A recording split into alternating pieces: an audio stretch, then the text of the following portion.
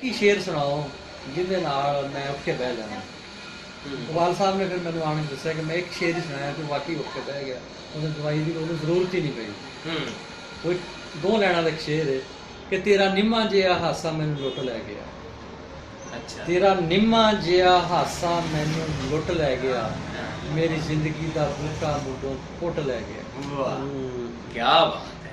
तेरा निम्मा जिहा हासा मैनू लुट लै गया, मेरी जिंदगी दा बूटा मुडों पुट लै गया।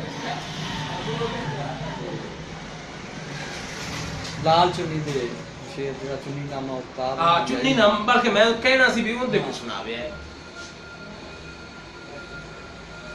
मोहम्मद सदीक दर्दी साहब मेरे वाल साहब का जेड़ा कलाम, क्योंकि रिकॉर्डिंग हो रही, क्योंकि पता चल जाए कि मैं कलाम ही कहंदा है। ना चुन्नी लै तू लाल कुड़े, तू हदों वध कमाल कुड़े। ना चुन्नी लै तू लाल कुड़े, तू हदों वध कमाल कुड़े। तेरे कोके दे लिशकारे नी, तेरे झुमके लैन हलारे नी, पई जुल्फ तेरी डंग मारे नी, तेरे रेशम वर्गे वाल कुड़े।